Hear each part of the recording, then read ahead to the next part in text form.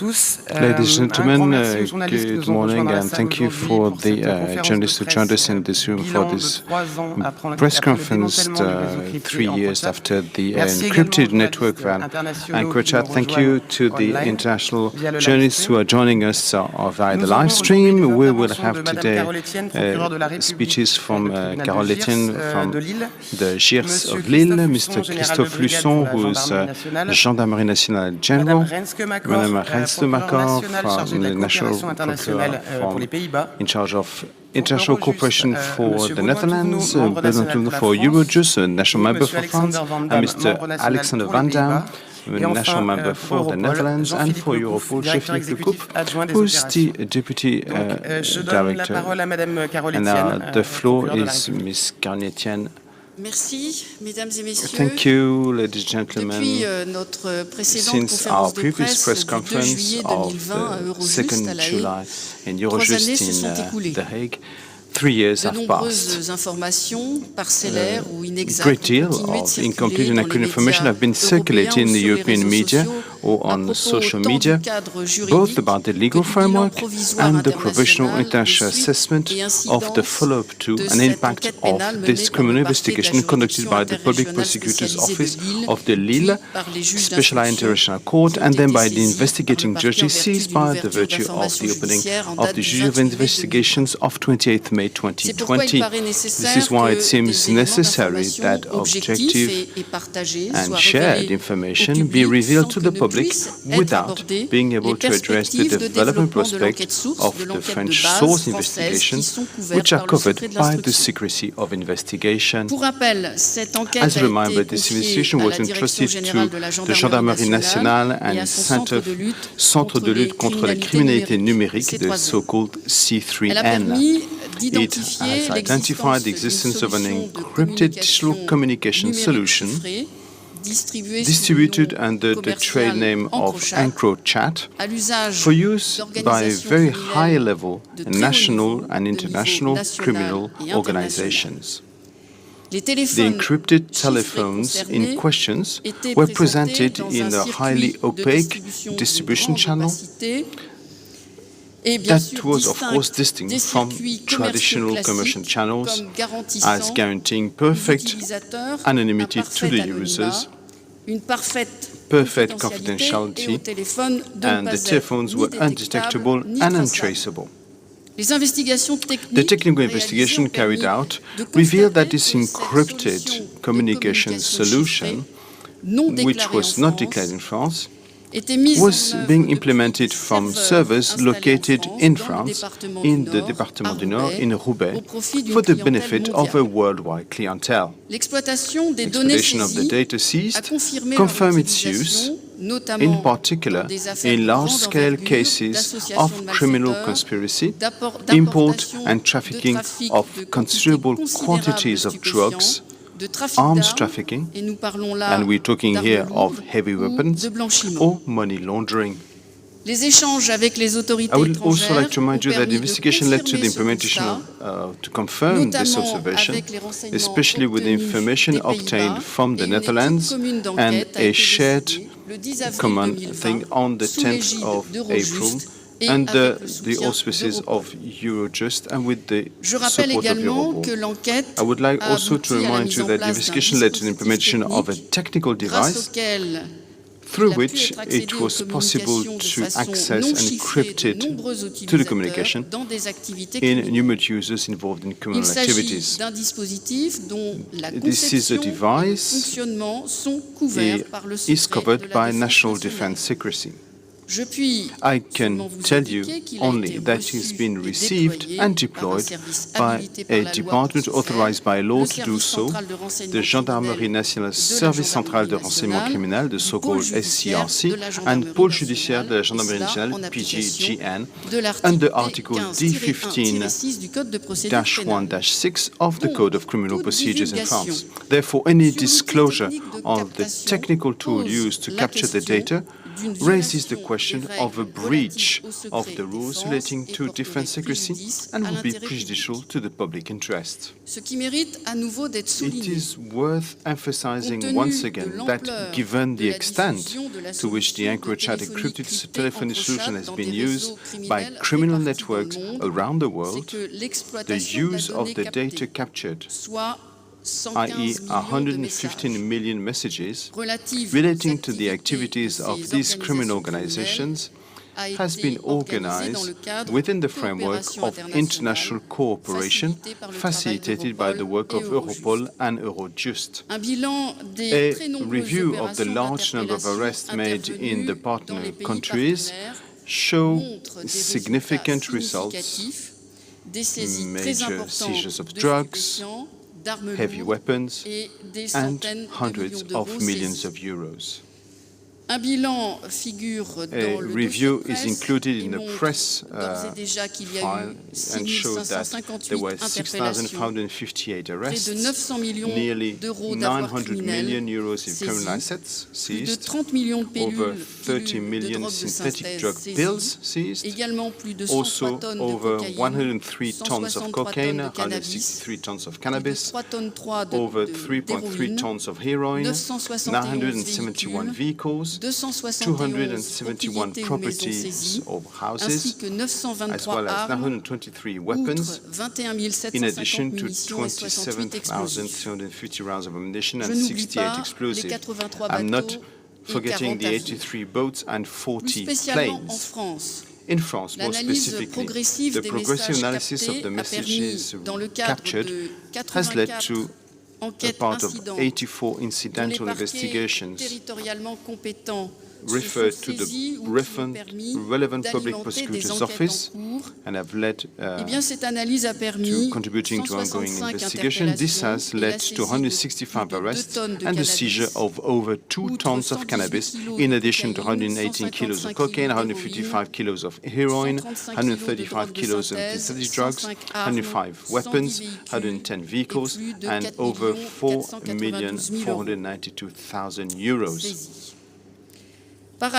In addition, the main directors of Encrochat, the solutions developers, logistics managers, members of the money laundering structure and/or telephone resellers were identified. The investigation into the Encrochat structure, as you may have understood, were complex, given the structure of the organization itself, but above all, given its location on various continents, have required numerous acts of international cooperation, some of which are still being prepared and/or implemented. At this stage of the investigations, 3 people have been charged with the following offences in the basic French case: association of criminals with a view to preparing crimes and punishing of 10 years of imprisonment, conspiracy to acquire, transport, possess, offer or sell narcotics, conspiracy to import narcotics in an organized gang, aiding and abetting the acquisition of category A or B war materials, weapons, and munitions, and also money laundering through participation in an operation to invest, conceal or convert the proceeds of a drug trafficking offense.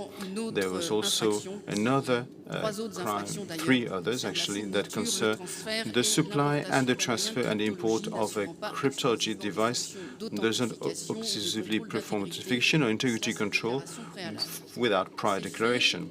These facts having committed in Roubaix within the jurisdiction of the Specialized International Court of Lille and on national territory, and indivisible with offences committed in Canada, the Dominican Republic, Spain, the Netherlands, the United Kingdom, Germany, Hong Kong, and Panama, and from 2017 to the 6th of July 2021. On these 3 people, 2 are in pre-trial detention. These 3 people were arrested on June 22 in Spain and handed over to France on the basis of European arrest warrants. Other individuals have been located outside the European Union and have not yet been charged, and as procedures are continuing. In conclusion, and according to persistent allegations made by the international press, the French investigation was conducted in accordance with the applicable legal rules, using a special investigative technique implemented in accordance with the provisions of the Code of Criminal Procedure. This special investigation was authorized and monitored by a liberty and custody judge as part of the preliminary investigation, and since the opening of the judicial inquiry by the investigating judges jointly responsible for the case. In addition, the Criminal Division of the Court of Cassation, which is France's highest court, has issued 2 rulings on the validity of the capture and use of data collected in the course of incidental procedures in 2 other French courts. In its first ruling of 11 October 2022, the Criminal Division of the Cour de Cassation validated the fact that the French Code of Criminal Procedure in Article 706-102-1 permitted to capture any computer system and, where appropriate, to include modifications to the system to avoid detection and ensure the proper functioning of the capture, validated transmission of the international procedures of only the essential documents filed from the international procedures, and acknowledged that the use of the technique subject to national defense secrecy complied with the French Constitution. In the second ruling on 10th May 2023, the Criminal Division of the Court of Cassation confirmed that, given the absence of data and description as part of the digital capture process, no certificate of truthfulness had to be produced on the basis of Article 230-3 of the Code of Criminal Procedures. Thank you for your attention. Merci, Madame Etienne. Thank you, Ms. Etienne, and I'm going to give the floor to Renström, who is in charge of the cooperation for the Netherlands. Good morning. I have the honor to speak to you about developments in the investigation into Encrochat in the Netherlands. First of all, I wish to express my gratitude to our French colleagues, in particular Madame Etienne, for organizing this press conference and inviting the Dutch authorities to participate at this important moment. In the coming minutes, I will address the focus, state of play of the Dutch investigation, the cooperation in the JIT, and finish with a very recent ruling from our Supreme Court in the Netherlands. In February 2020, the Dutch investigation with codename 26 Le Monde was started by the National Public Prosecutor's Office and the National Police. Reason for the initiation of this investigation was the suspicion of criminal facts which were linked with the sale of crypto phones by Encrochat to mostly criminal customers. Focus of the investigation 26 Le Monde was and is the organization behind Encrochat. At that time, Encrochat was one of the largest providers of crypto phones with an extensive amount of customers in the Netherlands, also abroad. When starting the investigation in the Netherlands, it was apparent from the first moment on that a close cooperation with the French authorities would be necessary. The French were already investigating the Encrochat organization. Thus, the setting up of the Joint Investigation Team, a JIT, is a fitting solution in parallel investigations where close international cooperation and coordination is foreseen. And once a JIT has been set up, the partners can directly exchange information and evidence. Partners can cooperate in real time and jointly carry out operations. A JIT also enables the respective authorities to participate in an investigation in a mutual beneficial way. Within the frame of the JIT, participating countries can also jointly agree on matters such as prosecution. In this case, a joint investigation team between France and the Netherlands was set up in April 2020 with the valuable support of Eurojust and Europol.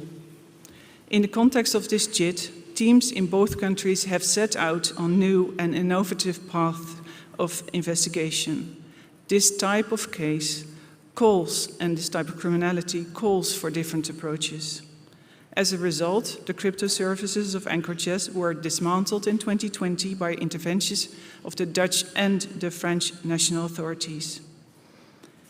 Related to Dutch criminal investigations, more than 20 million chat messages have been intercepted. Those chats have in the meantime led to numerous new investigations, arrests and convictions in the Netherlands alone. The Dutch authorities are extremely grateful to their French counterparts for the application of judicial powers and the authorization of investigative means. They have led to the result of the investigation to combat the criminal organization of Encrochat. This result would not have been feasible without the application of French authorizations and powers by the judiciary and the execution thereof by the French police authorities. We would also like to thank the French colleagues for all the work which followed the dismantling interventions, namely the acceptance, the acknowledgement and the execution of hundreds of requests for mutual legal assistance and European investigation orders from other countries. A tremendous amount of time and energy has been dedicated by the French authorities into getting all requests and orders executed in a timely manner. The coordination and sharing of information on a police-to-police level is essential for interventions and investigating organized crime. But that cooperation is only successful if the judicial level is also successful in allowing that information to be used in court as evidence. Within the JIT and with the advice of and support of Eurojust, new ways were found to enable also other countries to strengthen their investigations into organized crime groups. The JIT itself also benefits from these investigations because the view that users were indeed communicating about serious offenses were also confirmed by these other investigations. The cooperation in the JIT between France and the Netherlands has been smooth and successful. In this respect, the support of Eurojust and Europol for the JIT cannot be underestimated. The agencies have provided support in coordination between the JIT partners, but also enhanced collaboration with all other countries involved. For instance, all requests for mutual legal assistance were sent through the French desk at Eurojust. And the Dutch authorities wish to express their gratitude for all this valuable support. As I said, the focus of the investigation 26 Le Monde in the Netherlands is on the organization behind Encrochat. The JIT is investigating Encrochat and the people directly related to that organization. Within the JIT, the partners also deliberate whom to prosecute and if so, which countries suspects should be prosecuted. This should also avoid any conflicts of jurisdiction. This JIT here is not any different in that respect. The Netherlands decided to focus on specific Dutch individuals in the Netherlands. We consider these suspects as important persons in the middle layer of the criminal organization around Encrochat. They are related to the board of Encrochat and communicate with a layer of resellers. Within the context of the JIT, the partners have agreed upon which suspects to arrest and prosecute in a French file and which suspects to prosecute in a Dutch file. Upon that, in 2022, 3 Dutch suspects were arrested in the Netherlands, and a 4th Dutch suspect is on the run. France and the Netherlands are searching for that 4th suspect. The 3 suspects arrested were arrested on account of suspicion of participation in a criminal organization and money laundering, as well as complicity to criminal facts committed by their customers. And the complicity concerns serious acts of violence, such as murder or attempt to murder, as well as transnational large-scale trafficking of drugs and weapons. After the arrest in the Netherlands, the 3 suspects were held in pre-trial detention. The pre-trial detention for all 3 suspects has later been conditionally suspended, and the court sessions are now in the pro forma phase. The file concerning 26 Le Monde will be finalized in the summer, and we hope that the court sessions of the cases could subsequently be planned in 2024. Concerning the 4th suspect, both countries have an interest in prosecution. As I mentioned before, the dismantling of Encrochat and the interception of messages have resulted in many investigations in the Netherlands into the suspects of organized crime, using the Encrochat phones for their secret and encrypted communication. The Dutch Supreme Court, the Hoge Raad, has recently passed a judgment in case of prejudicial questions brought on by 2 regional courts in the Netherlands in cases of encrypted communication. This procedure is new within our Code of Criminal Procedure and allows lower courts to request a prejudicial ruling from the Supreme Court on points of law. The prejudicial questions at stake related to the question what assessment would need to be made by a court when the public prosecutor inserts evidence derived from investigations abroad into the criminal file. In these 2 particular cases, the evidence, namely data, derived both from Encrochat and Sky ECC source investigations, namely from France. And our Supreme Court ruled on June 13th that the assessment by a court is governed by the interstate principle of trust. This means that judicial decisions by foreign authorities underpinning investigations in other countries should be respected by a Dutch court in a Dutch criminal case. The premise is that an investigation by foreign authorities has been lawfully conducted and that the results thereof are trustworthy. This could only be different, according to the Supreme Court, if irrevocably has been ruled in that other country that the investigation was unlawful, or in case of concrete indications that the results of the investigation may not be trusted. These premises also apply when criminal investigation is conducted in the frame of a JIT. Following these premises, the Supreme Court has furthermore ruled that in the present criminal cases, concrete indications that the data would not be trustworthy are lacking. Thus, for now, the Dutch Prosecution Service sees no need to review the reliability of the data. Furthermore, the Dutch Forensic Institute examined the reliability of the results of the French interception tool, and they reported that they see no reason to doubt the reliability or trustworthiness of the data that the interception tool gathered.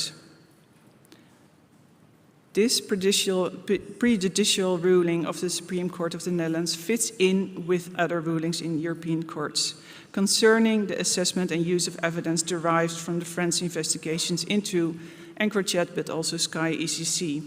And it marks an important trend in the admissibility and reliability of evidence from data sourced from the French investigation. In that aspect, it also marks a new period in international jurisprudence. The expectation is that in future cases related to organized crime, the sharing of evidence and cooperating in obtaining evidence will become even more crucial. In that aspect, it's important to stress that the interstate principle of trust is maintained by so many courts without that resulting in withholding the right to a fair trial for individual suspects. We hope to inform you on further developments in the Dutch investigation in due course. For now, thank you for your attention. Merci Renske. Je vais donner la parole à Baudouin Touvenot, donc membre national. And I leave the floor to Baudouin Touvenot, who is a member France in Eurojust. Good morning, everybody. First of all, I would like to thank the French jurisdiction, and more specifically the prosecution in Lille, for having us here. This room is mainly for the GS procedures.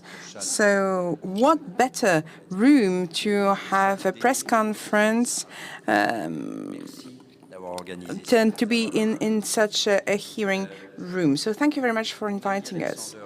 My friend Alexander and myself are happy to be here and represent Eurojust because Encrochat is a Lille file, but it's also a European file, and Eurojust played an important part in it. The Encrochat case marked a milestone in the fight against the most serious form of organized crime in several respects. First, the systems and technique put in place. Second, the intense and constant cooperation over time between our 2 countries, EU member countries, within the framework of a joint investigation team, which is clearly the ideal tool for cooperating in that type of case. Un autre aspect aussi important. Another very important aspect is the coordinated and structured action between the two European agencies operating the criminal field, Eurojust and Europol. We have shown that when both agencies work together in the same goal, they are almost indestructible and they can only be successful. Eurojust was the support for the JIT and the long-term deployment of all resources at its disposal of the European cooperation, French and Netherlands. Europol, through the creation of an OTF, i.e. Operational Task Force, which analyzes data and draws up reports for national authorities under the control of the authorities members of JIT. And this is a coordination between both agencies, a very good example of a smooth European cooperation. Another aspect that was mentioned, there were a lot of new procedure issues, validity, admissibility, traceability of evidence. All this is key because we are now going towards a more and more digital world. And this case is the translation not of a digital justice, but of the use of digital injustice. So this is why it was important. Then the scale of judicial results, with numerous trials against the most dangerous criminal organizations. We should not lose sight, as Renske and the prosecutor said, that it was the high level of organized crime that was concerned with Encrochat. So major players in global organized crime were located, then arrested. The fight against corruption, which goes hand in hand with organized crime, was also strengthened, and there were also harm to life avoided during the emergency phase, i.e. we have avoided some murders because of Encrochat, and I think it will be the same thing with CEST. I think that sometimes some prosecutors, some judges' lives could be saved thanks to Encrochat. There were also a number of cases, pending cases, that could be settled. This case allowed also to have an updated mapping of high-level organized crime, and also the realization of the reality. Because if there has been ministerial reflection at European level at trafficking in ports, harbors, it is also thanks to Encrochat and CEST. They realized that either we had outdated information or simply missing organization about the reality of organized crime. When it comes to Eurojust, it was a constant, in-depth involvement, and I really would like to underline that, because working in a JIT means intrapersonal relationship between people and between states, and for us it was these were 3 intense cooperation years, but always in respect of all authorities, and successful. More particularly, the involvement of the Eurojust French office, which has centralized almost all requests for mutual assistance, because as you could see that there were mutual assistance requests that was sent to France. And for Encrochat, there were several hundreds of such requests that went through our office before being dealt with. And this is important to underline as well. It was handled by the Lille Tribunal of Justice and the C3N investigation department. Maybe it is remaining involved in a case, in an investigation for 3 years, is very complicated. And the Lille Tribunal had a whole process in place for receiving these requests, and the C3N was very diligent in making sure that these requests were responded to. And this was all done very smoothly, and I would like really to thank them for that. A very simple conclusion. What proves such a case? It is a joint and coordinated actions at European level that enable these successes in the fight against the most serious forms of organized crime. And there's a common understanding of everyone's interest that allowed for those successes. And as we say in English, in Eurojust, stronger together. Stronger together. Merci. Merci, Monsieur Touvenot. Je donne la parole à Alexander Van Dam. Thank you, Mr. Touvenot, and I leave the floor to Alexander Van Dam for the Eurojust Netherlands. Thank you very much, Madame Etienne, Carole Etienne, for inviting us here today to have this press conference where we present the Encrochat case. I fully agree with my dear colleague, Monsieur Touvenot, that what he has stated regarding the Encrochat case. And I also agree with the previous speakers that Encrochat is one of the most important cases that's being handled at the moment. As a Deputy Chief Public Prosecutor, I'm very much aware of the necessity to work internationally, cross-border, closely together with other judicial authorities. That's required to successfully combat international undermining organized crime groups who are involved in all types of crimes like money laundering, corruption and drug trafficking. Only then, by closely cooperating together, we can succeed. The Encrochat case is a very good example of this close cooperation between judicial authorities in the Netherlands and in France. And not only regarding public prosecution offices in both countries, but also within other legal enforcement bodies like the National Police in the Netherlands and the Gendarmerie here in France, but also with Europol. I conclude, ladies and gentlemen, my brief intervention by saying that we shall continue to cooperate closely in the way we have been doing so far. And only then we are able to disrupt organized crime groups. I thank you very much for your attention. Merci, Monsieur Van Dam. Et enfin, pour conclure... Thank you, Mr. Van Dam. To conclude, Jean-Philippe Lecouf, Europol. Merci. Mesdames, Messieurs, bonjour. Deputy Coordinator, thank you. Thank you. I would like to thank the lead prosecutor for inviting us and for inviting Europol to take part in this press conference. The investigation on Encrochat was a turning point in the European Union at several levels. On behalf of Europol, I would like to thank the legal authorities and the French and Dutch authorities for their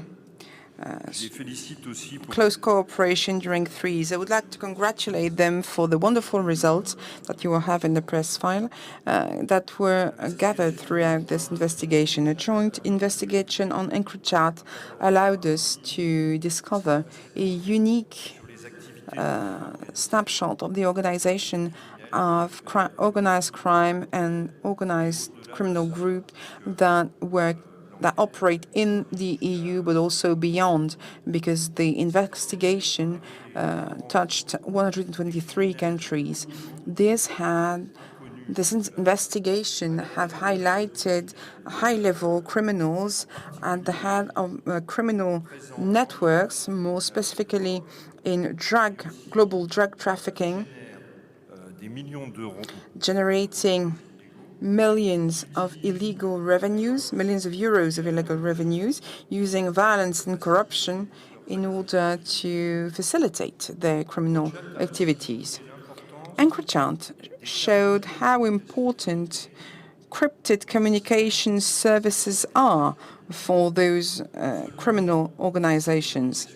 Not only those this encrypted communication facilitate criminals' communication, notably in drug trafficking, but it also allowed to develop on a high scale the diversity of those traffics throughout the world. Encrypted networks provide to criminals a so-called secure environment that allow them to connect to other criminal networks, even broader ones, and to develop their cooperation. They can also command within the distance those organizations, be it drug trafficking or other type of criminality. The major criminals are all doing in remote from far. They are far from the origin or destination countries of the traffic that they organized.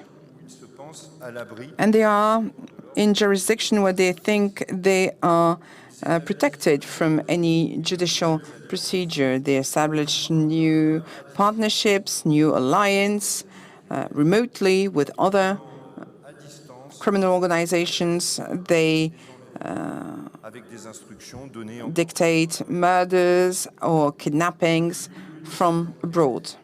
From the beginning of this investigation, since 2018 on, Europol supported the French gendarmerie and the Dutch police forces in order to target the administrators and the resellers, providing to criminals only this encrypted communication network, Encrochat, that was deemed unbreakable. I would like also to underline the excellent cooperation with Eurojust and Europol. And Europol and Eurojust could mobilize and support all their member states, but also third states that joined their efforts to the French and Dutch authorities in order to investigate on those criminal activities. Very concretely, Europol provided an in-depth support when it comes to criminal analysis, financial support, logistic support, and also technical expertise, and it could provide a secure platform for information exchange between countries. Europol sets up an enlarged teams completely dedicated, made up of experts who have analyzed the millions of messages that were seized by the joint investigation team. These data were analyzed and combined with the information systems of Europol in order to provide criminal intelligence that is directly usable by a large number of countries. And this is done in coordination, thanks to Eurojust, with the countries who were members of the joint investigation teams. A couple of figures. Investigators had at their disposal, thanks to the JIT, around 215 million conversations between criminals, between 160,000 users. They could make 700 reports of criminal intelligence. The Europol support when it comes to Encrochat was threefolded. First, identifying crime groups, amongst which leaders and facilitators, and locating suspects. Second, identifying the activities of these groups. And third, identifying financial interactions, because we think that in 3 years, the Encrochat network allowed the group to gather 200 million euros of revenue. Europol, the French gendarmerie, and the Dutch police force created an operational task force, i.e. OTF. And this OTF was called EMMA. This OTF is a specific cooperation device between member states, third countries, and Europol in order to investigate on criminals that pose the highest risks in terms of security for the EU. These criminals are called high-value targets, HVT, high-value targets. Under the aegis of Europol, the operational task force gathered experts from Europol, the member states or third countries in order to target those HVT. So on a long period and in the middle of the lockdown, the Europol headquarters became an operation center with investigators coming from throughout Europe, and they worked together in order to provide directly usable information that was validated by the JIT and by the judges, thanks to Eurojust. This has allowed to work in direct cooperation between operational teams in countries and the Europol Operation Center. The EMA OTF is the first example of such work where member states deploy their experts in Europol in a precise goal to support the data analysis for an OTF. We are very proud of this partnership because this allowed us to create trust within, to build confidence and trust within this OTF. It is unprecedented, and without that, investigators could not have analyzed so much information.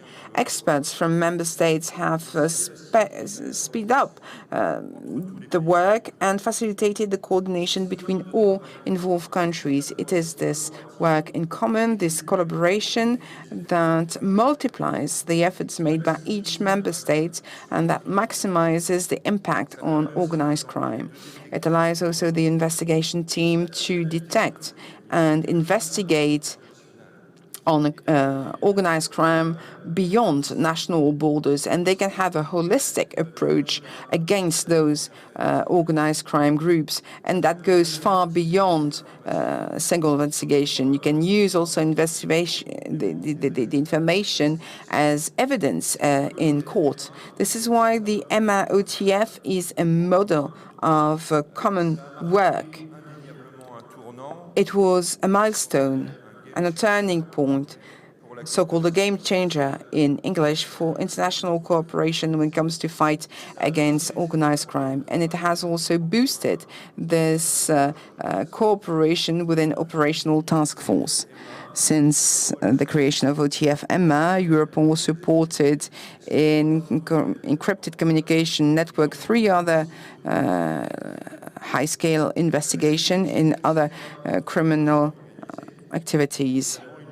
Of course, we have to remain very careful in spite of those results, because organized crime still use and abuse of the digital world in which we live. And they need more and more safe and secure information network in order to plan and to carry out their criminal activities at the global scale. So investigation teams have to be at the forefront of technological innovation in order to counter those encrypted communication networks, but they also need technical and legal tools in order to access, keep, and process useful information for protecting the citizens of their countries. Thank you for your attention. Thank you, Mr. Lecouf. Let's now move on to the Q&A session. Let me tell you that in France there is something which is sacred, i.e. the secrecy of investigation. It will not be violated today. Everything that deals with the technical aspect will not be shown. Please keep those 2 very important notions. If you have a question, please introduce yourself, introduce the media for which you are working, and to whom you address your question. Thank you. Hello, Béatrice Joanny, Agence France Presse, Lille. For Ms. Carole Etienne, you said that the major people at the head of Encrochat and telephone resellers were identified. How many people are we talking about? A few dozen people? More people? Some media talked about the fact that the so-called brain of Encrochat was arrested in the Dominican Republic. Can you confirm whether this is true or false? And can we say that we are still looking for a so-called brain? About a dozen people, about 10 people are concerned by the base Lille case. Other people were located, some were arrested, in the hands of justice, and they are undergoing extradition towards France. And these are a couple of cases that are still pending. Any other question?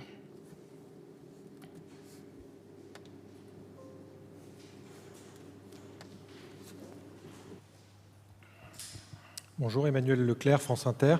Emmanuel Leclerc, France Inter. How many procedures in France? I think the first Encrochat trial will start soon.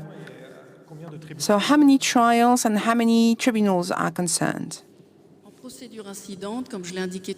In incident procedure, 84 procedures are concerned. I cannot tell you today the number of courts and tribunals that are concerned. In Lille, we have 8 incidental procedures beyond the base case. And one trial was judged in November 2022, even though the ruling is not a definitive one. Another trial is foreseen in January. Do we have any other question?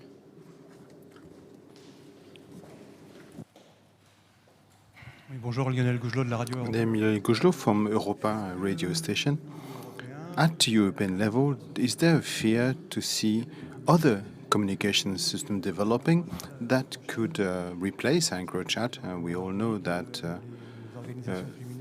criminal organizations will probably endeavor to create new communication systems. And therefore, what are the measures and prevention in this respect? Who would you like to ask this question to? Everyone, the most competent person, actually.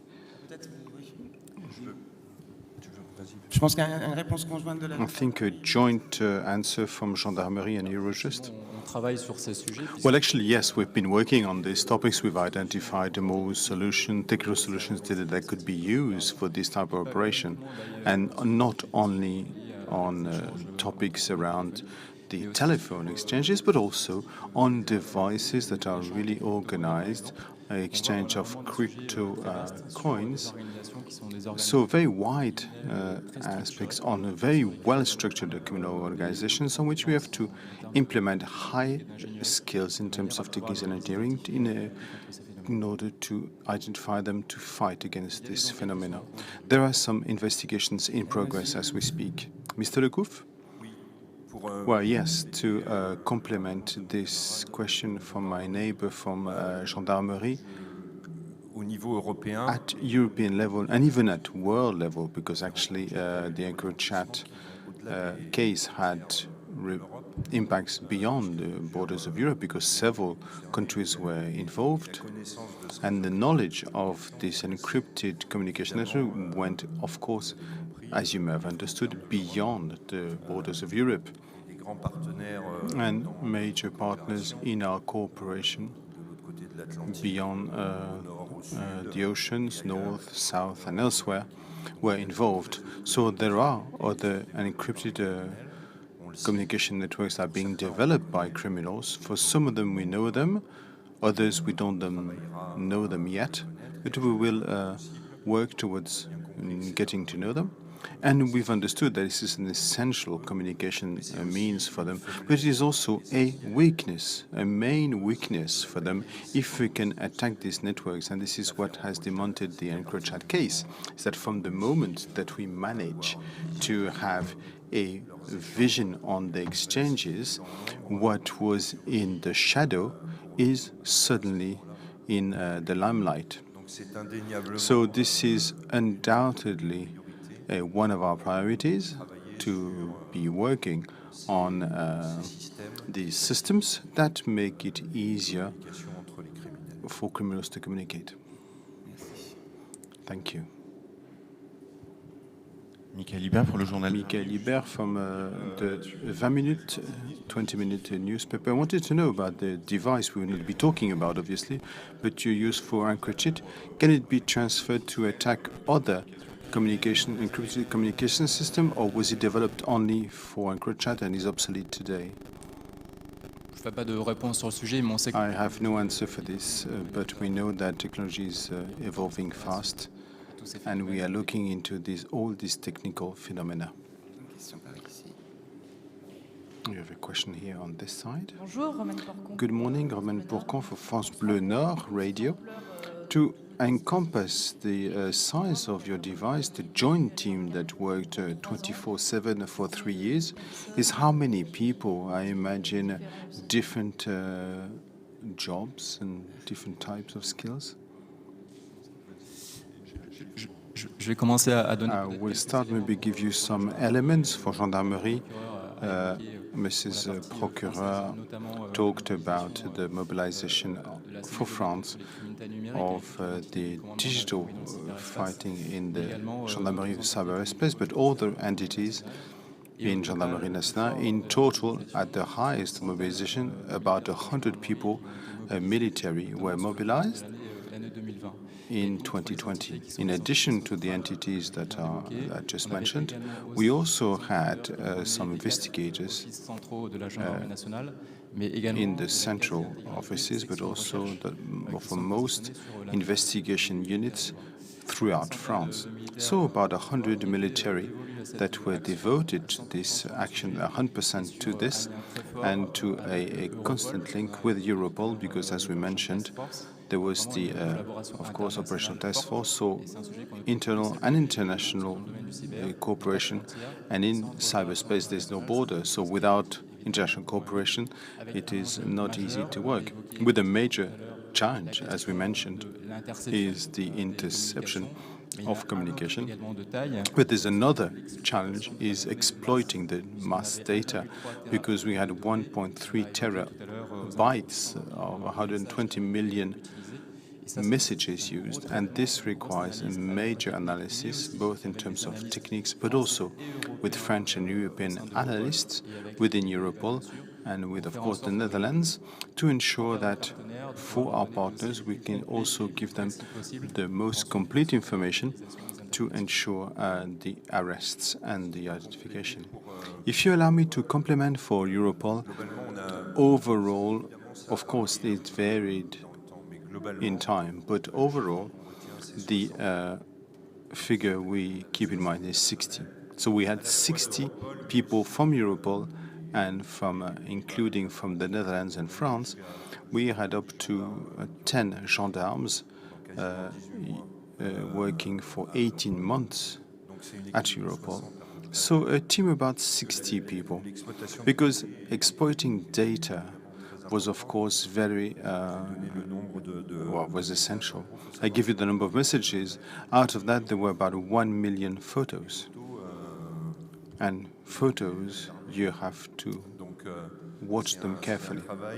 So this is significant work. So about 60 people were involved. I wanted to underline, since I have the floor, underline what Baudouin Touvenot underlined, and I wanted to also underline here, is that the exploitation of this data has allowed to avoid around 100 assassinations or kidnapping that could have ended up bad. This is what we call the GTL, threat to life, GTL.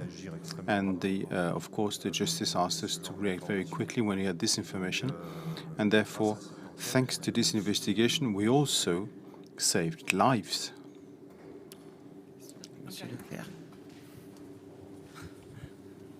Emmanuel Leclerc, again from France Inter Radio. You actually advanced how many hitmen were arrested. I know a number were arrested in Germany. It was quite impressive. On the other hand, Mr. Touvenot, you talked about magistrates that were targeted. Is that one, several, and in which countries? Thank you. Well, I remember one, but I'm not the one involved in all the cases. I will not tell you in which country.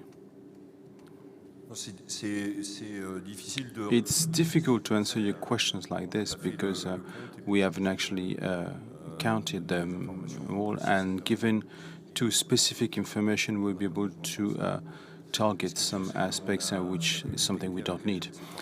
What is true is that we detected, as part of this investigation, some criminal organizations that supply a network of communication to criminal organizations, is what we call, in English, crime as a service,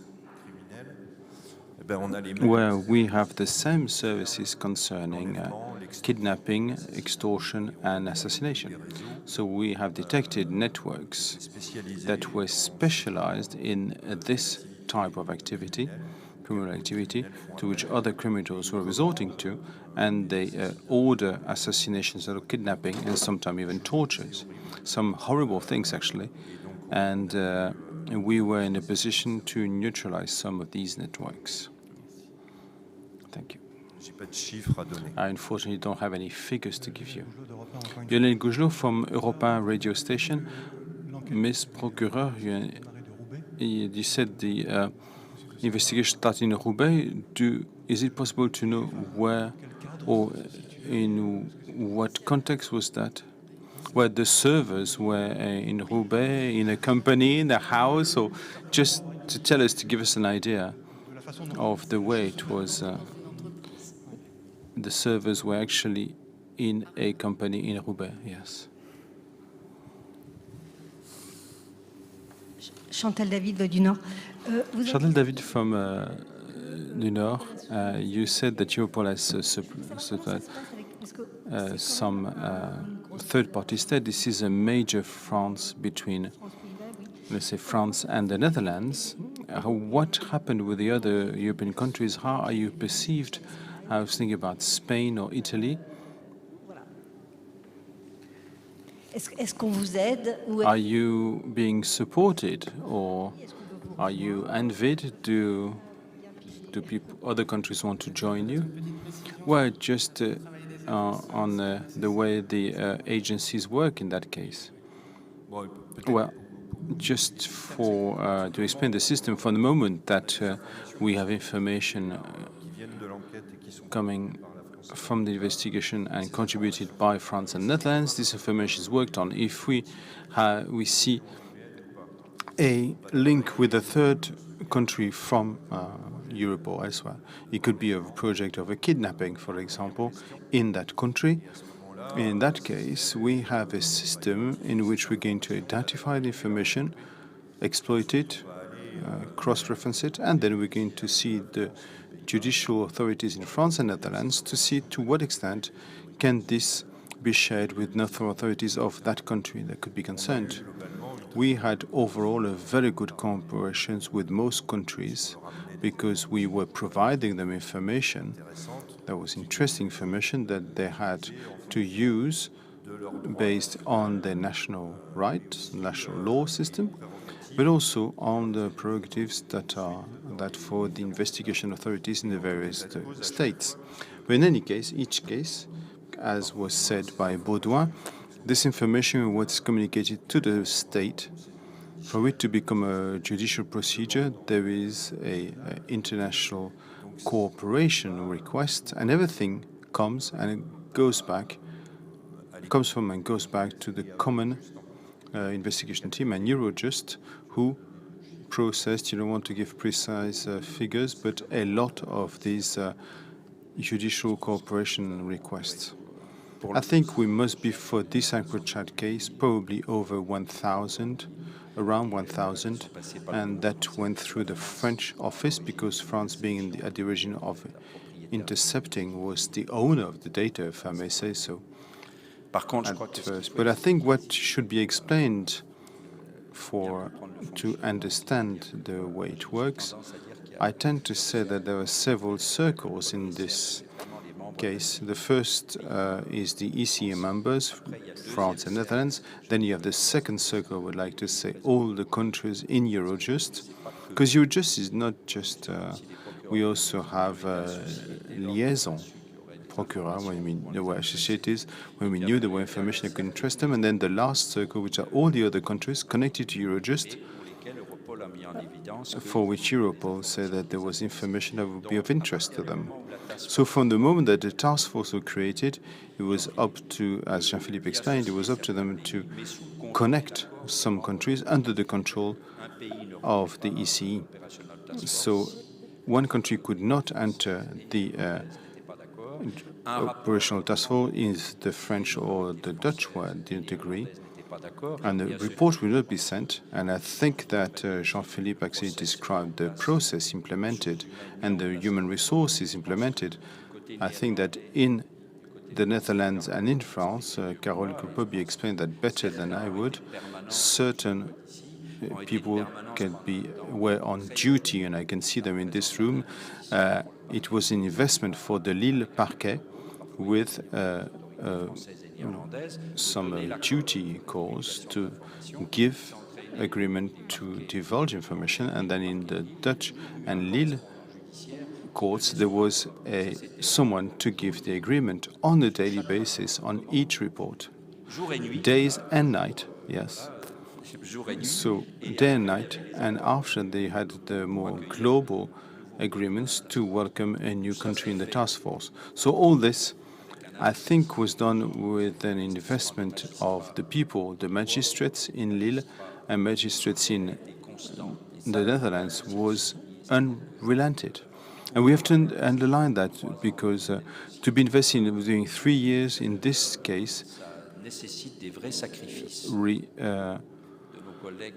requires some sacrifices, and after that it was a cooperation. But as I said earlier, and this is the case I like to repeat each time, is that it was for us a true moment of cooperation, respecting each other's power and competence under the control of the judiciary authorities. And this is what we should always emphasize, is that everything was legal and the control of the judicial authority until the end, and that's what makes this case very strong. I just wanted to add a complement, a very practical element from the armed forces, especially in our relationship with Europol. As I said, in cyber, there is no frontier. Today, international cooperation is essential, and typically the people have a daily contact with Europol today, either in judicial cooperation, in a number of cases, investigations, and also on technical aspects. It is a requirement today, and it's working very well. And for all our partners that we have throughout Europe, we know that the way it works is similar. So the relation with Europol is a requirement, a must-have today. It works, and this is how we can potentially fight against cybercrime.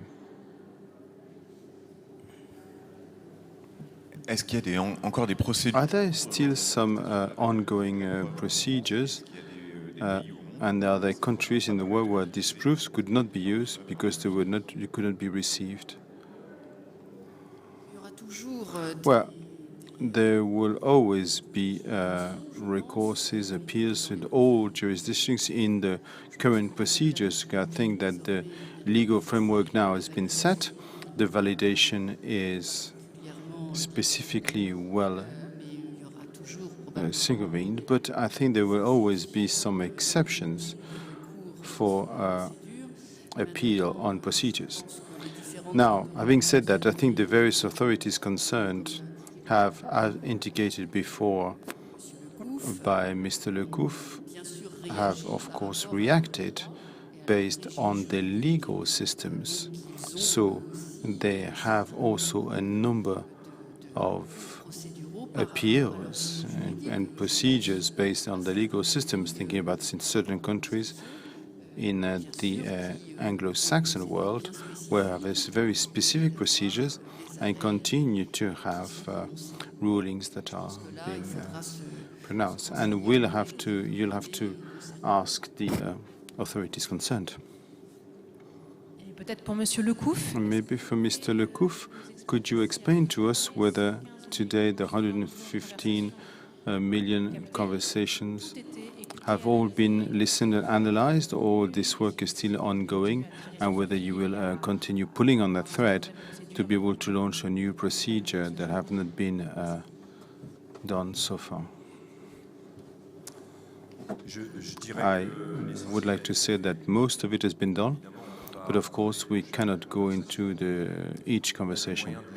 We have ways to regroup them and work on, because what we're interested in is not always the conversation, but who speaks to whom, which is always easy to identify, because as you may have understood, the people don't actually reveal who they are, but use nicknames. So there is a whole work of identification of who speaks to whom. So therefore, we're not there yet, but we've done most of it, I would say. Thank you. I think that we're going to take 2 more questions before we close this press conference. Just one question, because a hot question. You're talking about cooperation, and this is the cooperation from Macron. Are you going to have you good hopes of arresting Mr. Ghassanin, since he's been arrested in Dubai? The interpreter didn't catch the name. It was Ghassanin, something like that. Arrested in Dubai.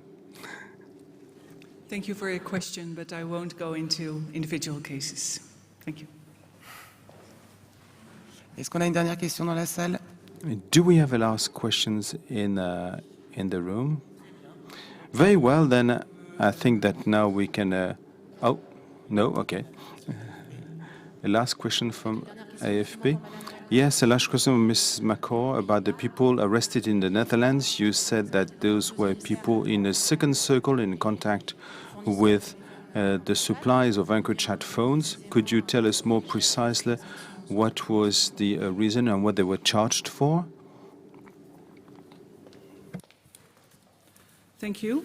I'll go back to my notes. Indeed, we consider those 3 suspects to be in the middle layer of the organization, talking to the board, but also having contacts with the resellers in the Netherlands.